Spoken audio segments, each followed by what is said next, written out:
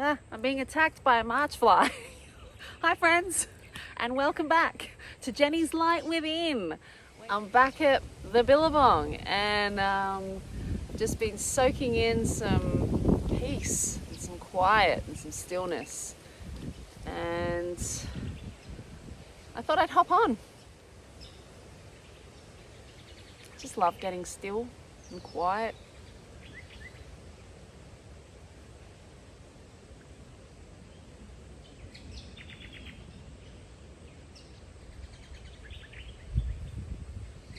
It's just the ultimate connector back to oneself. You know? The ultimate feel-good pill. Nature. I think just because it taps me back into my own nature, you know? It gets quite crazy out there in the world. Of all the different energies and all the different personalities and all the different people and all the different stories. It's a lot. It's overwhelming, you know? And it takes over sometimes, and it's hard to quite know where I'm getting attacked again. Those march flies bite and they hurt. I'm just going to have a little word to the march flies. Okay, march flies, I don't want to kill you, but if you attack and land and bite, I will. So let's just call it a truce right there. See, I'm getting back to my inherent nature, and I can talk to nature and I can tell it, you know? Where was I? The world. It gets crazy. It gets pretty crazy out there, and noisy and distracting.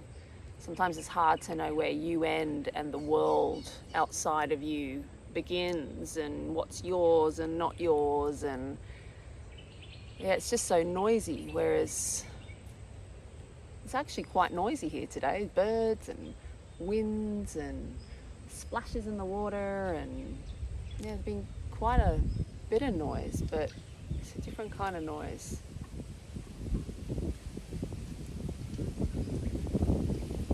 There's a surrenderedness to this noise.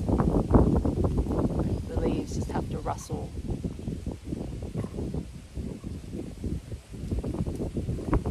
Because they can't avoid being blown around in the wind, you know. The trees just stay planted where they are. They have no say over the currents that run through them and past them and over them and around them, and even what climbs up them, and you know, calls it home. So many different, God, there'd be so many different organisms living on this one tree, you know. So it's almost like the tree in itself is another world, just like us and our bodies and all the different organisms within us, you know. It's nature, man. It's fascinating. So yeah, nature's got the noise and the busyness happening too. But nature, you know, it's in the word nature. It's natural. It's organic. It feels real, true, grounded.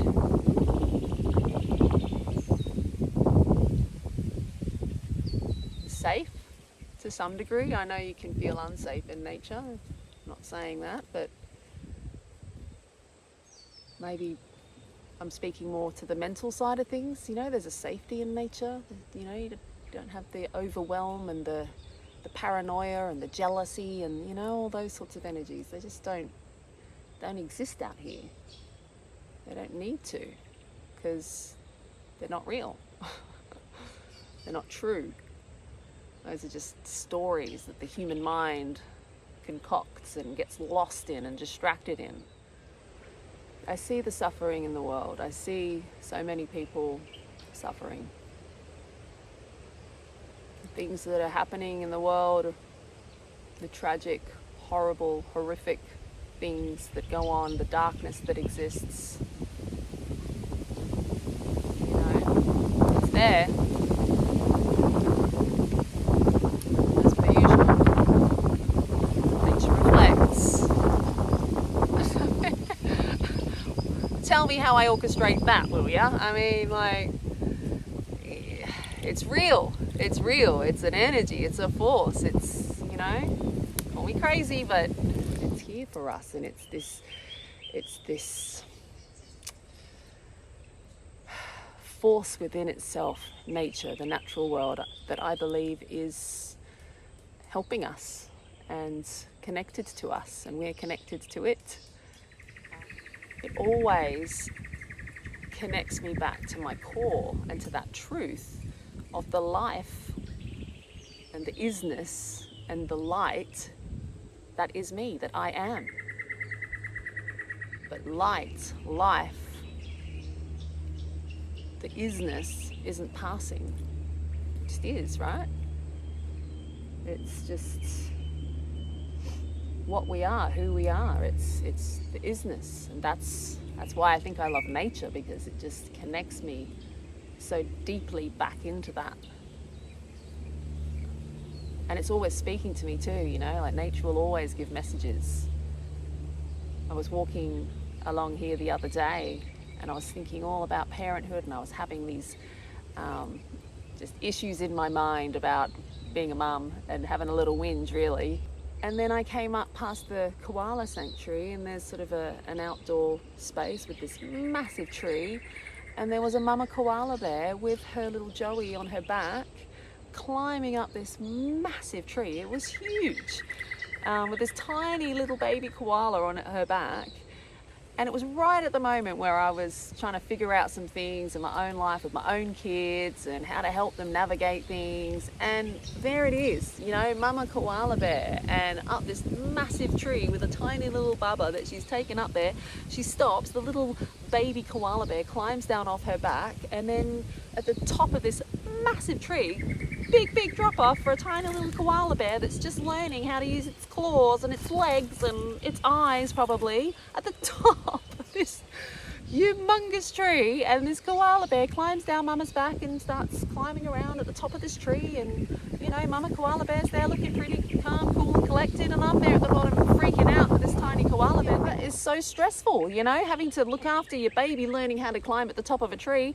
The height of stress, but that's what koala bears do. They're in nature, they know trees, that's where they live, it's the thing. And the mama bear has to let the koala bear go and do its thing and learn how to go on the trees, and ultimately she's got to let go. And I just watched this scene play out in nature, in the natural world, right before my eyes, and it's the answer, of course. That's exactly what I need to do with my kids. I definitely need to do a bit more letting go, and a bit more just not doing everything for them. Like, this mama bear very clearly stopped at the top of that tree, and it was like, off you get, you're going to do a climb. It doesn't matter that we're at the top of a massive tree and you could plummet to your death. You're going to work out and figure out how to climb at the top of this big tree. Yeah, there are many areas in my life with my own kids where I think I could probably let go a bit and allow them to fall and stumble or learn and, do it for themselves and learn their own way. And I think it's just the simplicity,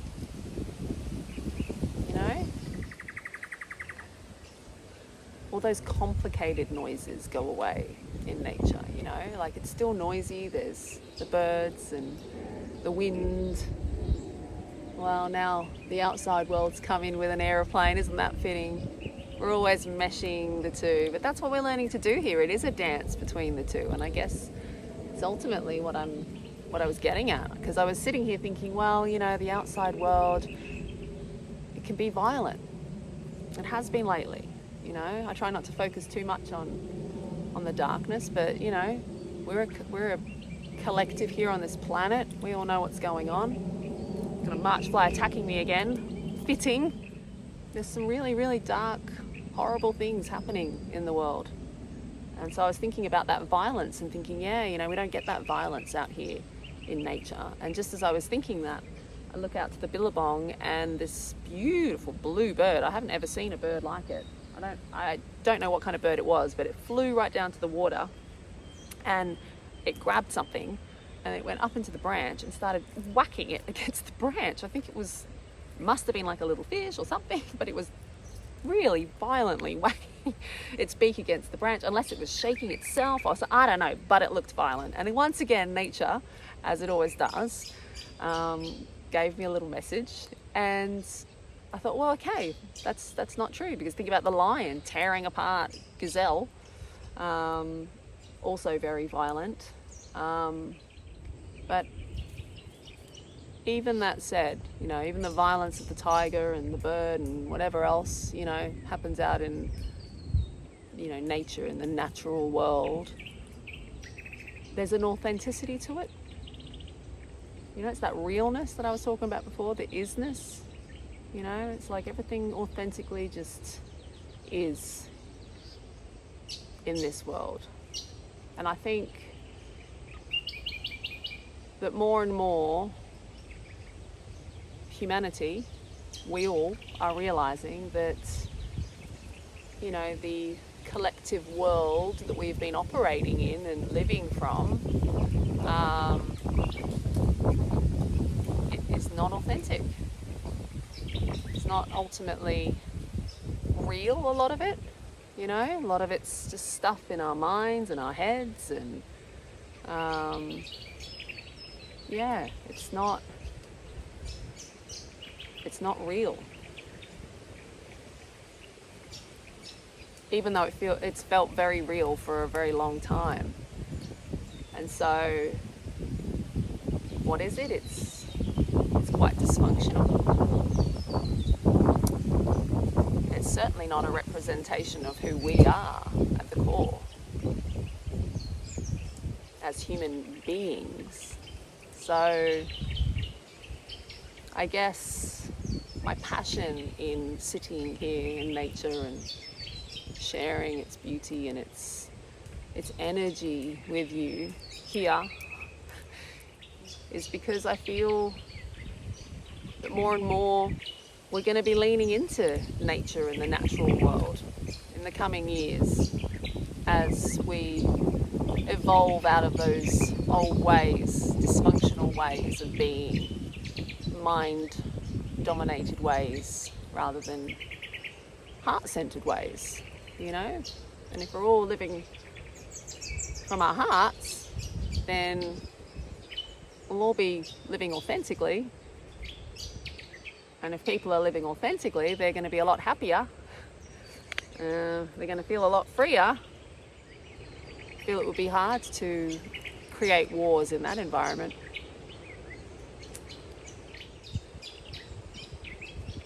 I'm just showing up to share once again.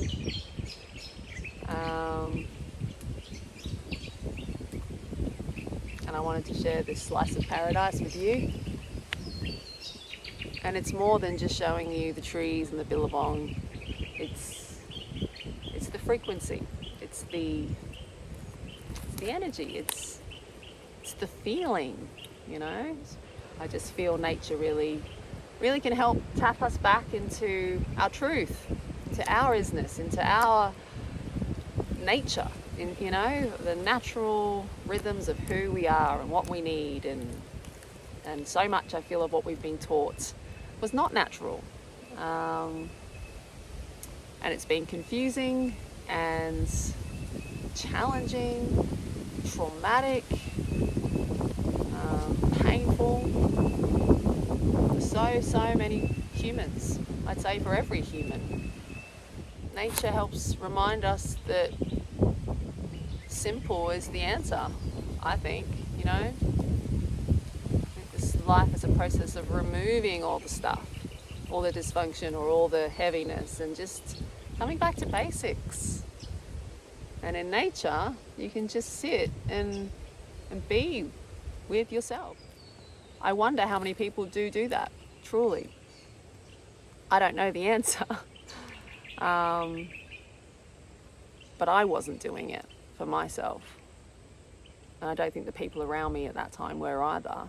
And since cultivating, that communication within, which is just sitting and giving myself the time and the attention and the space and the care, like not needing anything from it, not needing to do anything, you just be, be. It's made me a much nicer person to be around, a much more loving and giving person on this planet. And I like that I can go out and give that rather than give the anger and the frustration that I used to give. And, you know, cultivating that communication within has really come from being in nature, connecting to nature. So, thank you, Mother Nature. I love you. Which means I love me because I am nature. Which means I love you because you are nature too. Oh my goodness, there's just so much love. It's spreading around and the wind's coming at the very right moment, as it does in nature. I hope you're having a beautiful day wherever you are, maybe even enjoying a beautiful spot in nature as well. And thank you for being here. And when I say here, I'm not just talking about on this channel, but thanks for being here on this planet at this time, this amazing time to be human on the planet, to be alive. It's definitely not an easy journey, but it's an eventful, exciting one. And once again, nature shows us, yep, it can be a turbulent ride, but it takes a courageous soul to step into this. And that's what you are.